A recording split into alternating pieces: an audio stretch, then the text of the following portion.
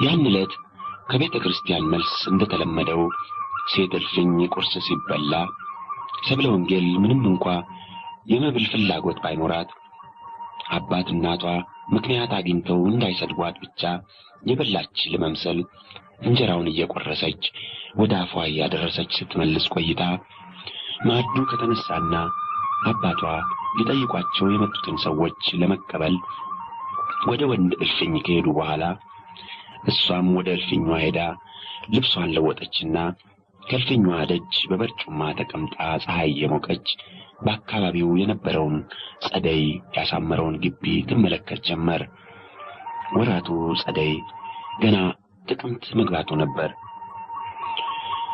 ፊታውራሪ መሸሻ ግቢ በሚሉት የሰፊ ሜዳ ለድርቆሽ የሚያስጠብቁት ከሰርዶ ካክርማ ከጉዳይና ከዋራት አንድ ላይ ተደባልቆ ያደገው ሳር ቀደም ብሎ የበቀለው አፍርቶ ዘግየት ብሎ የበቀለው ቢጫ፣ ሰማያዊ፣ ነጭና ቀይ አበባ አብቦ ሰብለ ወንጌል ከተቀመጠችበት ዘቅዝቆ ሲመለከቱት ያን ሰፊ ግቢ ለማስጌጥ ከዳር እስከ ዳር የተዘረጋ አምሮ የተሰራ ዝጉርጉር ምንጣፍ ይመስል ነበር።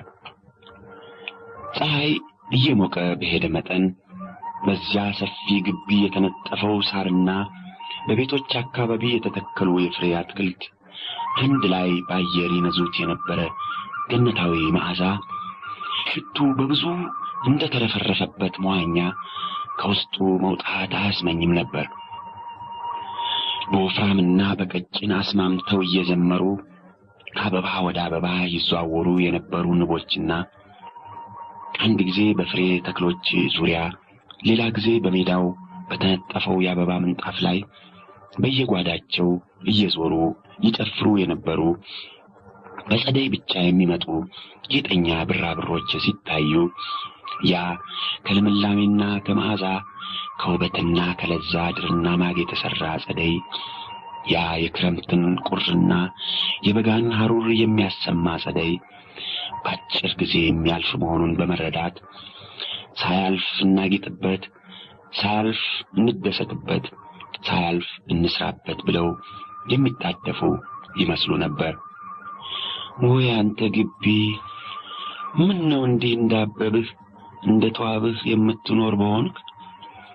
ምን ነው የውበትህ የበጋ ፀሐይ የማያደርቀው የክረምት ጭቃ የማያጨማልቀው በሆነ? ብቻ የውበትህ አሁን ያልፋል፣ ይህ አበባ አሁን ይረግፋል። ከጥቂት ጊዜ በኋላ እኒህ መዓዛና ለዛ ጠርቷቸው የሚጨፍሩት ብራብሮችና የሚዘምሩት ንቦች እዚህ አይኖሩም። ሌላ የአበባና የተዋበ ቦታ ፍለጋ ይሄዳሉ አለች ሰብለ ወንጌል በዙሪያዋ የተዘረጋውን በአበባና በፍሬ ያጌጠ ግቢና በሱ የሚደሰቱትን ፍጥረት ዝም ብላ ስታስተውል ቆይታ ወዲያው በሰው ሕይወትና ከጊዜ ጋር በሚለዋወጡት ቡቃዮች መካከል ያለው ተመሳሳይነት ታሰባት። ቡቃያ፣ አበባ፣ ፍሬ፣ ከዚያም መድረቅ፣ ከዚያ መታጨድ፣ ከዚያ ፍሬ የሌለው ገለባ ትቢያ ሆኖ መቅረት፣ ፍሬ ያለው ብቻ በዘሩ ዘላለም ሕያው ሆኖ መኖር። የሰው ሕይወትም በእድሜው ደረጃ እንዲሁ መሆኑ ነው። ሕፃንነት፣ ውርዝውና፣ በሙሉ ሰውነት እርጅና፣ ከዚያ ሞት። ዘር ያለው ብቻ በዘሩ ሕያው ሆኖ መኖር፣ ዘር የሌለው ግን ልክ እንደማያፈራው ሳርና ቡቃያ ትቢያ ወይም ጭቃ ሆኖ መቅረት። ወይ ግሩም! ሰውና ተክል እንዴት ተመሳሳይ ነው አለች ሰብለ ወንጌል በሐሳቧ። ከዚያም በተክል ሕይወት የአበባው በሰው ሕይወት የውርዝውናው ጊዜ ተመሳሳይነት ታሰባት። ተክል በልምላሜውና በአበባው ወራት እነዚህ እንዲህ በዙሪያው የሚጨፍሩት ብራብሮች የሚዘምሩት ንቦች ልምላሜው ሲጠወልግና አበባው ሲረግፍ ጥለውት እንደሚጠፉ እንዲሁም ሰው የውርዝውናው ጊዜ ሲያልፍ ይከቡትና ያደንቁት የነበሩ ሁሉ ጥለውት ይጠፋሉ አለችና በተለይ እሷ ከ14 እስከ 16 ዓመቷ የነበረው ዓለሟ ትዝ አላት። በዚያን ጊዜ ታጅባ በወጣች ቁጥር ከከበባት የዘበኛ አጥር ውጪ አንድ ጊዜ ለማየትና አንድ ጊዜ ለመታየት ይጋፉና ይሽቀዳደሙ የነበሩ ወጣቶች ብዛት ትዝ አላት። የዚያን ጊዜ ወጣ ስትመለስ የነበራት ደስታና ኩራት ዛሬ ወጣ ስትመለስ ከሚገጥማት ሐዘንና እፍረት ጋር አብረው ቆመው ታዩአት። ከዚያ በብሪቱና ስንዱ ጠዋት ቤተ ክርስቲያን የተናገሩት ሁሉ አንድ ባንድ መጣባት። እኒህ አባቷ ምን ሊያደርጓት ነው? አስረው የሚያወፍሯት አርደው ይበሏት ይመስል። አሁንማ ለማን ይሰጧታል? ጥያቄ ሲጠፋ ቤተራ ያሰቂ ጠይቋል አሉ። የዲማ አባት የልጅ ልጃቸውን ኧረ ለዚያውም በፈትነት ካልሆነ አላገባም ብለዋል አሉ። መቅበር ይመስል የሞቱ ሽማግሌ ተበሸታ የምትኖርበት ስቃይ ይሻላታል የተባባሉትና የሽሙጥ ሳቃቸው እንደገና ጎልቶ ተሰማት። አሽሟጣጮቹም እንደገና በአካል ፊቷ ቆመው የሚላገዱባት መስለው ታዩአት።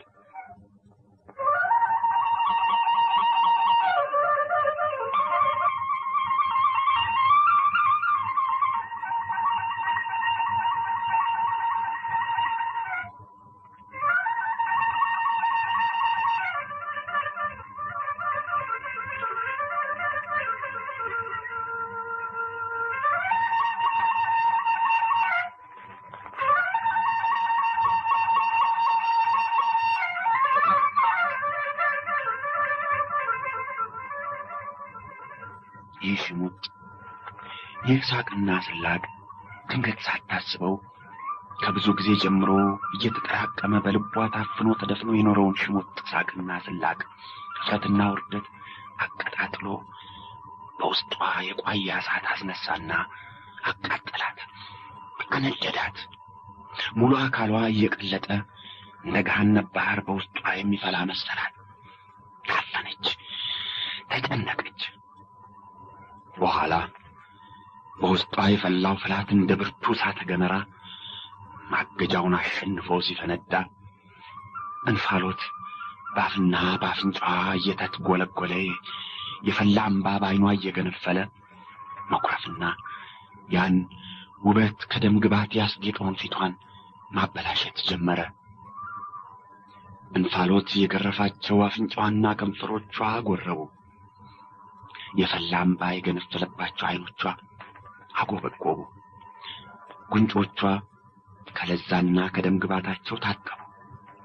በውስጧ የሚፈላው የገሃነም ባህር ባናወጣትና ባንቀጠቀጣት መጠን ከፍላቱ የሚነሳው እንፋሎት ባነቃትና ባስጨነቃት መጠን ከተሰቀለበት ገመድ አንገቱን ነፃ ለማድረግ እንደሚጣጣር ሰው አፏ ተበልጥጦ ጥርሷ ገጦ ዓይኗ ፈጦ ትንፋሽ አጥሯት ከጣር ስትታገል የተመለከታት ራሷ ጣር ትመስል ነበር። ያቺ ውበት አራያ የሚሏት ሰብለ ወንጌል ለማስፈራሪያና ለማስጸየፊያ ያስቀመጧት ትመስል ነበር። ይገርማል። ለካስ ደም ግባትና ለዛ ስሜትን የሚከተሉት የስሜት ጥላዎች ናቸው። ደግነቱ የፍጥረት ሕግ በመፈራረቅ ላይ የተመሰረተ መሆኑ ነው። ጨለማን ብርሃን፣ ስቃይን እረፍት፣ ሁከትን ጸጥታ፣ ሐዘንን ደስታ የማይከተሉ ቢሆኑ መኖር ባልተቻለም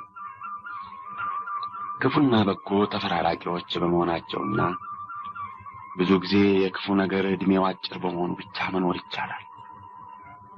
ሰብለ ወንጌል በውስጧ በተነሳው የቋያ እሳት ስትቃጠል ውስጥ አካሏ እየቀለጠ በፈጠረው የገሃነም ባህር ስትቀቀል በውስጧ በፈነዳው እሳተ ገሞራ ስትንቀጠቀጥ ስትናወጥ ከቆየችው በላይ የምትቆይ ብትሆን ኖሮ ምናልባት የሕይወቷ መጨረሻ ሳይሆን ባልቀረ ነበር።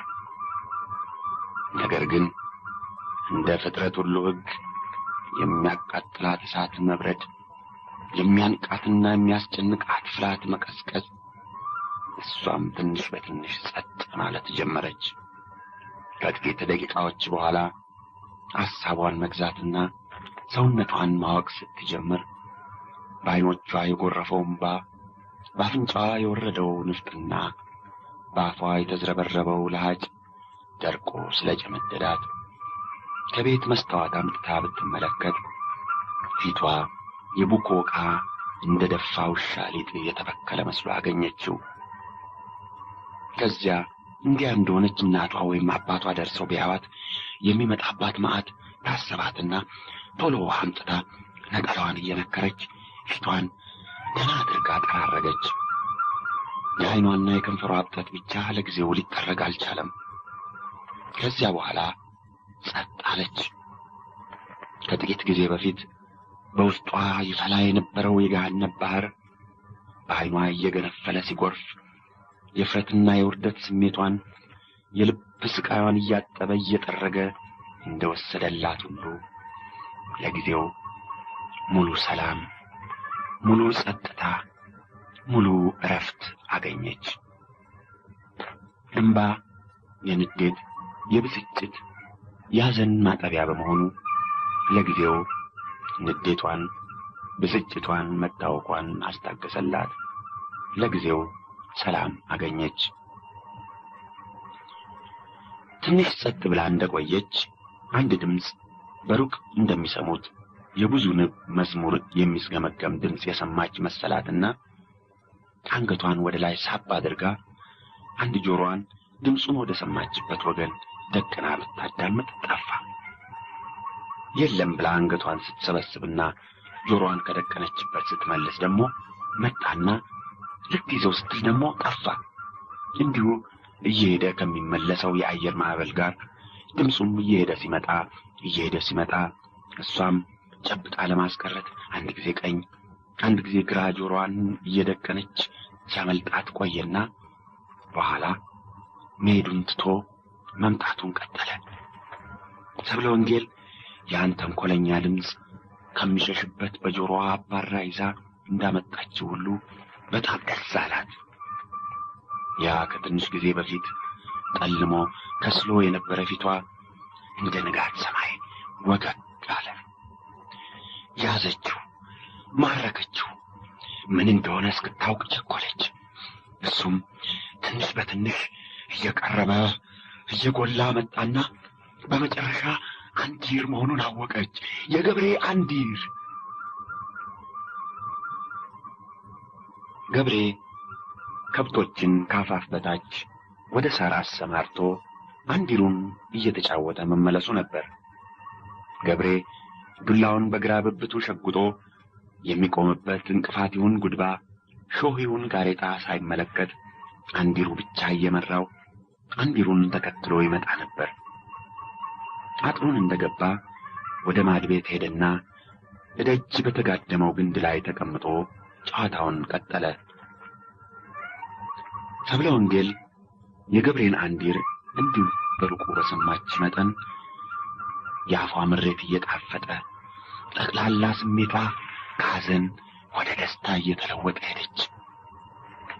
የእምባ ጎርፍ ያበላሸው ፊቷ እንደገና ውበትና ደም ግባት ትንሽ በትንሽ መቀባት ጀመረ። ደስ አላት። ከትንሽ ጊዜ በፊት የተቃጠለው የቆሰለው ልቧ መለዘብ ጀመረ። ከትንሽ ጊዜ በፊት ያንገላታትን ሽንፍር መርሳትና ለአጭር ጊዜም ቢሆን የገብሬ አንዲር በፈጠረላት ሰላማዊ ዓለም መኖር ጀመረች። የገብሬ አንዲር ከአንዲሮቹ ሁሉ የተለየ የሰዎችን ልብ ለመግዛት፣ ለማዘዝ፣ ለማናዘዝ ከፈጣሪ ኃይል የተሰጠው ይመስል ነበር።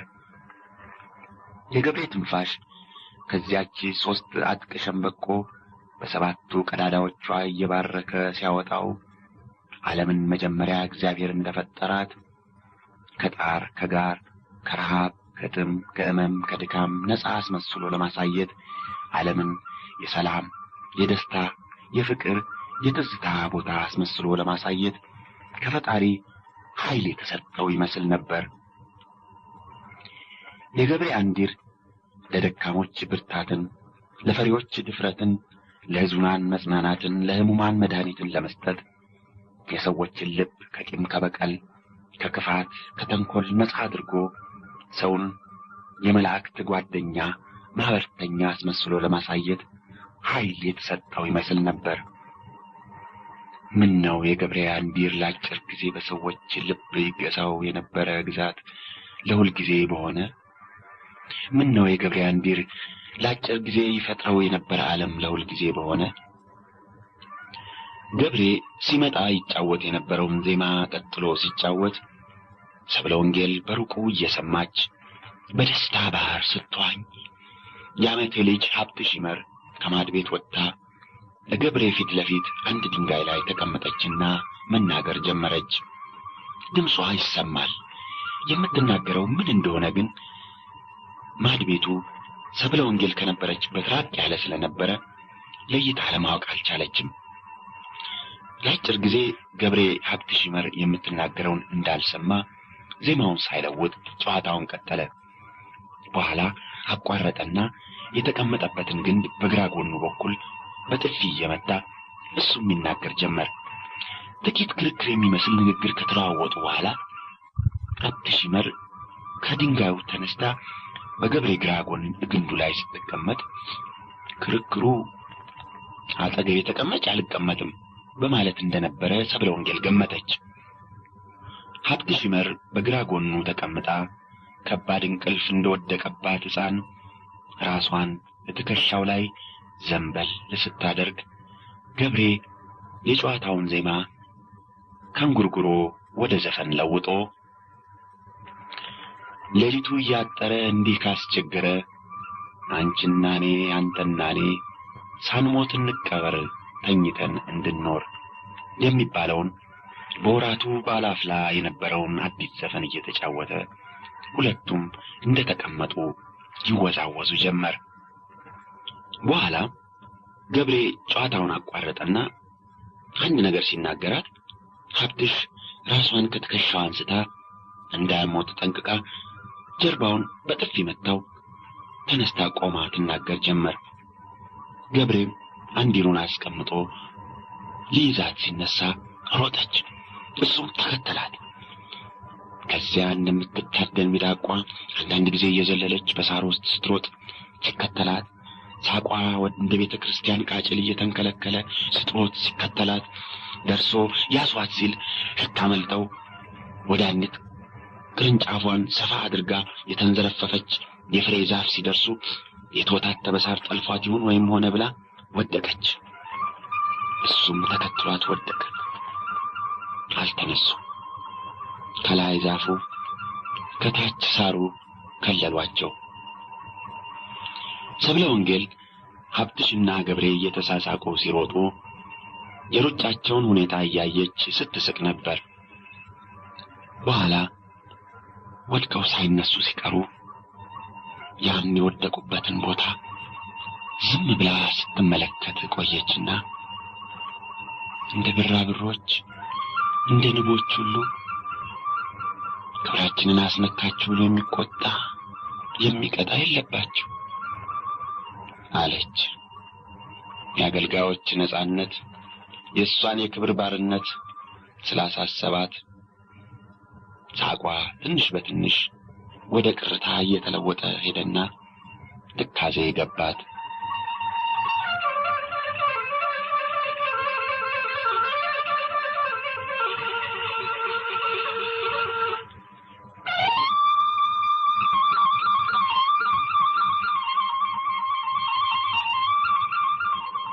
የፊታውራሪ አሰጌና የሰብለ ወንጌል ጋብቻ በመቅረቱ ዘመድ ሁሉ ደስ አለው።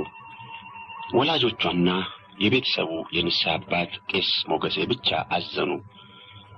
ወላጆቿ ከብዙ ጊዜ ጀምሮ ይፈልጉት የነበረ አይነት ጋብቻ በመቅረቱ አዘኑ። ቄስ ሞገሴ የሰብለ ወንጌል ወላጆች ስላዘኑ አዘኑ። ፊታውራሪ አሰጌ የቢቸናን ክፍል ጠቅልለው የሚገዙ አባታቸው እንደሳቸው ፊታውራሪ አያታቸውና ቅድመ አያታቸው ቀኛዝማቾች ስለነበሩ በፊታውራሪ መሸሻ ቋንቋ አባት ብቻ ሳይሆን አያትና ቅድመ አያት ከዚያም በላይ ጭምር የነበሯቸው በቆዳና በቅቤ የተገዛ ሳይሆን ከአጥንትና ከደም የተወረሰ ጌትነት የነበራቸው አጥንታቸውም ሆነ ደማቸው ሚዛን የሚደፋ ነበሩ። ይህን አይነት ጋብቻ ነበር ፊታውራሪ መሸሻና ወይዘሮ ጥሩ አይነት ለልጃቸው የተመኙት። ይህ አይነት ጋብቻ ነበር ያለፉት አባቶቻቸውና እናቶቻቸው ነገስታቱ ከየመቃብራቸው ይባርኩት የነበረ። ይህ አይነት ጋብቻ ነበር ባለፉት አባቶቻቸውና እናቶቻቸው በነገስታቱ አጥንት የማይወቀሱበት የማይከሰሱበት። ዳሩ ምን ይሆናል ቀረ። ስለዚህ አዘኑ። ፊታውራሪ አሰጌ ወጣት ሳሉ ሁለት ልጃገረዶች በተራ እየተሰረጉ አግብተው ፈተዋል። ከዚያ በኋላ እያገቡ የፈቷቸውን ምሽቶች ሁሉ በፈትነት ሲያገቡ ቆይተው አሁን 50 ዓመት ሲያልፋቸው እንደገና በልጃገረድ ወግ ተሰርገው ማግባት የአገር መሳቂያ የሚያደርጋቸው ከመሆኑም በላይ ሰርጉን ምክንያት አድርገው የሕዝቡን ገንዘብ ሊዘርፉ ነው የሚል ወሬ እንደተወራ አድርገው ሐሜት ጠባቂና ባለቁርጥ ዘመድ ወዳጆች ነን የሚሉ ሰዎች ስለመከሯቸው የሰብለ ወንጌል ዘመዶች ተለምነው እሺ ካሉና ነገር ካለቀ በኋላ በፈትነት ካልሆነ በልጃገረድ ወግ አላገባም አሉ። ፊታውራሪ መሸሻ በበኩላቸው ለጊዜው ተቀዳሚ ተከታታይ የሌላት አንዷ ልጃቸው አዱኛዋንና አበባዋን ሳታይ ለሳቸውም የወለደ አባት ወግ ማረግ ሳያደርሳቸው በዲማና በአካባቢው ልጁን ለዳረ ሁሉ እድሜያቸውን ሙሉ ሲያፈሱት ከኖሩት ብር በከፊል እንኳ ሳታስመልስላቸው እንደሙት ልጅ አባት እናት እንደሌላት እንዲሁ እጇን ተጎትታ ትሂድ መባሉን የሞት ሞት አድርገው ቆጥረውት ሁለተኛ አታንሱብኝ አሉ። ስለዚህ ገላጋዮች ከሁለቱ አንዳቸውን ማሸነፍ ወይም መካከለኛ መንገድ ማግኘት አቅቷቸው ስምምነቱ ፈረሰ። እኔን ያናደደኝ እኮ አሉ ፊታውራሪ መሸሻ የእሳቸውና የባለቤታቸው የወይዘሮ ጥሩ አይነት ዘመዶች ቤታቸው ተሰብስበው ጠጅ እየጠጡ በዚሁ ጉዳይ ሲነጋገሩ፣ እኔን ያናደደኝ በአማላጅ መላሻ መተንፈሻ ሳጥቶ እኛን እሺ ካሰኘ በኋላ አልፈልግም ባይሱ ሆኖ መታየቱ ነው እንጂ እንዳልነቱ ለልጄ ቀረባት ወይም ዝምድናው ለኛ ቀረብን ብዬ አይደለም። ዝምድናችንንና ዘራችንን ሌሎች ይፈልጉታል እንጂ እግዚአብሔር ይመስገን የሰው ዝምድናና የሰው ዘር ፍለጋ የምንሄድ ሰዎች አይደለንም። ዘራችን ዝምድናችን በመብራት የሚፈለግ ነው አይደለም እንዴ?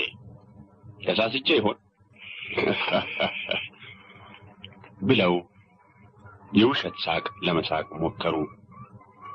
ነገር ግን የውሸት ሳቃቸው በንዴት ከተቋጠረ ፊታቸው ጋር አንድ ላይ ሆነው የታነቁ እንጂ የሳቁ አያስመሰላቸው ነበር። ሰው ከትልቅ መወለዱ የሚታወቀው የትልቅን ሰው ክብር ሲጠብቅ አይደለም እንዴ? አሉ ቀጠሉና፣ የዛሬውን ማየት አያስፈልግም እኮ። ዛሬ እኛን ጊዜ ቢጥለን የብዙ ነገስታት ደም በደም ስራ የሚፈስ የትልቅ ዘር ናት እኮ። ግዛታችን ከኛ ተወስዶ ለገበሬና ለነጋዴ በጥጥና በቆዳ ሊሸጥ ይችላል። አባቶቻችን ከነገስታቱ የወረስነው አጥንትና ደም ግን መሰረቱንም አይለቅ። ከነፍስና ከስጋችን ጋር ጣብቆ የተሰራ ከግዛታችን ጋር ለገበሬና ለነጋዴ ሊሰጥ የማይችል ነው። እንዴት የኛን ልጅ በልጃገረድ ስም አላገባም ብሎ ክብራችንን ያዋርድ አሉና ፊታውራሪ ያለፉት አባቶቻቸውና እናቶቻቸው ነገስታቱ እንዲህ ያለውን ግፍ እንዲህ ያለውን ጥቃት ከየመቃብራቸው የሚያዩ የሚሰሙ ቢሆኑ ኖሮ ምን ይሉ ምን ያደርጉ እንደነበር ትውስት ስላላቸው አንገታቸውን ትንሽ ቀልበስ አይኖቻቸውን ለበስ የባለጌዎችን ርካሽና ወስቋላ ስራ ንቆና ተቀይፎ መተው ነው እንጂ መቆርቆርና ማዘን ለእንዲህ ያሉት ባለጌ ሰው ዋጋ መስጠት ነው። ይህንንም ስል በብዙ አማላጅ ቤታችን ገብተው ሰድበውን አዋርደውን ለክብራችን የሚገባ ካሳ ሳይከሱን ሄዱ ማለት አይደለም። አፍንጫቸውን ይዘን አስጨንቀን እንዲክሱን ማድረግ ያስፈልጋል። ማን እንደሆን እንዲያውቁት ማድረግ ብለው ሊናገሩ ያሰቡትን ሳይጨርሱ ባኮ ዝም ይበሉ አሉ ፊታውራሪ እንደ ሁልጊዜው የንስሐ አባታቸውን ሐሳብ በመናቅና በማቋጠጥ። በማያውቁት ነገር ገብተው አይዘባርቁ፣ ዝም ይበሉ። እኔ መሸሻ ልጄን አላገባህልኝም ብዬ ካሰጌ ካሳ እንድበላ ነው? የልጄን ክብር የኔና የአባቶቼን የነገሥታቱን ክብር በገንዘብ እንድሸጥ ነው? ምነው እንደ ድሆቹ ብንተ ማርያም ብዬ ለምኜ አልበላም። ደግሞ መቆርቆርና ማዘን አያስፈልግም ይሉኛል። ባዝንስ ለጊዜው በዘመኑ አዝን እንደሆነ እንጂ አሰጌ ልጄን አላገባልኝም ብዬ የማዝን ይመስሎታል? ይሄ ሁሉ የሰው ልክ አለማወቅ ነው አሉና ሁልጊዜ ሲቆጡ እንደሚያደርጉት ሲቃ እንደያዘው ፈረስ ሲያንኳርፉ ከአፍንጫቸው በላይ ያለ የደም ስራቸው ከመቅጽበት ተነስቶ በግንባራቸው ግራና ቀኝ እንደ ፍየል ቀንድ መንታ ሆኖ ተደተረ። በዚያ ጊዜ አባ ሞገሴ መሬት አፏን ከፍታ ብትውጣቸው በወደዱ። ምናልባት ደህና አድርገው አልሰሟቸው እንደሆነ እንጂ አባቴ ቄስ ሞገሴ የተናገሩት እኮ ክፉ አልነበረም ፊታውራሪ። ለእኔ እንደመሰለኝ አሉና ባላምበራስ ምትኩ የወይዘሮ ጥሩ አይነት አጎት ነገራቸውን ሊቀጥሉ ሲሉ አባ ሞገሴ ልጅህን ክብር ያንተና አባቶችን የነገሥታቱን ክብር በገንዘብ ይሸጥ ሲሉኝ ክፉ አልተናገሩ አሉ ፊታውራሪ የባላምበራስን ንግግር በቁጣ አቋርጠው። ታዲያ እንዴት ብለው በመጠየቅ ፈንታ የሚቆጡ ከሆነ ሁላችንም ዝም ብለን ወደ የቤታችን እንሄዳ፣ መናገርስ ምን ያስፈልጋል አሉ ባላምበራስ በፈንታቸው ፊታውራሪን አቋርጠው። በል እስቲ ተናገር፣ በል ተናገር አሉ ፊታውራሪ ትንሽ ቁጣቸውን እንደመግታት ብለው። እዚህ ያለነው ሁላችንም ሽማግሎች ነን እንጂ ሕፃናት አይደለንም። ታዲያ በማያስቆጣው ነገር እንደ ሕፃናት ተቆጥተን የጀመርነውን ነገር ዳር ሳናወጣ ብንተወው ምን ያደርጋል አሉ ባላምበራስ ምትኩ። ተናገር አልሁ እኮ። እኔን መውቀስህን ተውና ተናገር አሉ ፊታውራሪ መሸሻ። የፊታውራሪ ያሰገና የሰብለ ወንጌል ጋብቻ መቅረጡ ካስቆጫቸው ይልቅ መቆጨታቸው መታወቁ የበለጠ አስቆጭቷቸው ቁጭታቸውን ለማዋጥ ምራቃቸው አልበቃቸው ብሎ ጉንጫቸውን እየመጠጡ አባቴ ቄስ ሞገሴ ፊታውራሪ ያሰጌ ክብራችንን ስለነኩ ስለደፈሩን ይካሱን፣ ይቅርታ ይለምኑን አሉ እንጂ እርሶን ካሳ ይብሉ አላሎትም። ካሳ መካስ አንድ ነገር ነው። የተካሱትን ካሳ መብላት ሌላ ነው። ክብሩ የተነካና የተደፈረ ወይም የተሰደበ ሰው ካልተካሰና ይቅርታ ካልተለመነ ስድቡና መደፈሩ ልብሱ ሆኖ ለሁል ጊዜ መሰደቢያውና መደፈሪያ ሆኖ ይኖራል። ስለዚህ ካሳና ይቅርታ ልመና የክብር መጠበቂያዎች ናቸው እንጂ የክብር መሸጫዎች ወይም የክብር ዋጋዎች አይደሉም። ይህንንም እዚህ ካለ ነው ሁሉ የበለጠ እሱ ያውቁታል ሲሉ የፊታውራሪ መሸሻ ግንባር ትንሽ ፈታ አለ። እንደ እርሱ ያለውን ታላቅ መኮንን አሉ ባላምበራስ ወዲያው ቀጠሉና እንደ እርሱ ያለውን የታላቅ ዘር በዚህ አኳኋን መድፈር ጥርጎ የማይሆን ነው። ደፍሮ ይቅርታ ሳይለምኑና ሳይክሱ መቅረት ግን ሊሆን የማይታሰብ ነው። ፊታውራሪ መሸሻ የታላቅ ዘር ናቸው እንደማያምኑና እንደ አቡነ ዘበሰማያት ሰርክ እንደማይደግሙት ሁሉ ከባላምበራስ ምትኩ አፍ ተደጋግመው ሲሰሙት እንደ ግብዞች ሁሉ ብስጭታቸውን ረስተው ልባቸው በደስታ ተማረከና አይኖቻቸውን እንባ ሞላቸው። የሁሉ መጠፋኝ ብቻ ልጄን አላገባም ስላለ ካሳ ቁረጡልኝ ብሎ ወደ ዳኛ መሄዱ ነው ስለመሰለኝ ነው እንጂ አሉ ፊታውራሪ ራሳቸውን እንደደፉ። ታዲያ እንደተደፈሩ እንደተሰደቡ መቅረት ይሻላል። በብዙ አማላጅ እንደርሶ ባለ ትልቅ ሰው ቤት ገብቶ እንደርሶ ያለ ትልቅ ሰው ልጅ ለምኖ እሺ ካሰኙ በኋላ መልሶ በማይበቃ ምክንያት አልፈልግም ማለትና መሸሽ ስድብ ነው እኮ አሉ ባላምበራስ። ስድብነቱማ ድፍረት መሆኑ ምን አንድና ሁለት አለው? አዋረደን፣ ሰደበን። እንግዲህ ሰጥቶት በእኛ ላይ ፊቱን ያዞረ ጊዜ እሱን አቅፎት በዘራ ያዕቆብ በልብነ ድንግል በፋሲል ልጅ ፊቱን ያዞረ ጊዜ ለሱ ስቆለት እኛ አርሰን በላተኞች እሱ አገረ ገዢ ሆኖ ሰደበን፣ አጠቃን አሉ ፊታውራሪ ባዘነ ድምፅ ታዲያ ለዚህ መድኃኒቱ እዚህ ተቀምጦ ማዘን አይደለም እኮ። እንዳዋረዱን ተዋርደው ራሳቸውን ዝቅ አድርገው ይማሩኝ እንዲሉና እርሶም ዘቅዝቀው እያዩ ምሬሃለሁ እንዲሉ ማድረግ፣ ካሳ ተክሶ የተካሱትን ካሳ በመማር የታላቅ ዘር መሆኑን ማሳየት ነው ለዚህ መድኃኒቱ አሉ ባላምበራስ። እሱንም አሻለው እኮ ቀኛዝማች አካሉ ስለኔ ሆኖ ይነጋገር። የዘመድ ዳኞችን ለመምረጥም ለማናቸውም ሁሉ ቀኛዝማች አካሉ ስለኔ ይሁን አሉ ፊታውራሪ። ቀኛዝማች አካሉ የፊታውራሪ መሸሻ ቅርብ ዘመድና ነገር ፈጃቸው ናቸው። በቃ እንግዲህ በዚህ አለቀ አሉ ባላምበራስ። ፊታውራሪን በማሸነፋቸው ብቻ ሳይሆን ብስጭታቸውን በማስረሳታቸው ጭምር ቀኑ የሳቸው ስለሆነ ደስታቸው በፊታቸው ጎልቶ እየታየ፣ ነገሩስ እንኳን አለቀ፣ ብቻ ለኛ ሳታካፍሉን ሁለታችሁ መጨረሳችሁ ነው እንጂ አሉ አዛዥ ደስታ ከፊታውራሪ ዘመዶች አንዱ እየሳቁ። አትናገርም ኖራ ማናፈን ያዘው አሉ ፊታውራሪ በበኩላቸው እየሳቁ።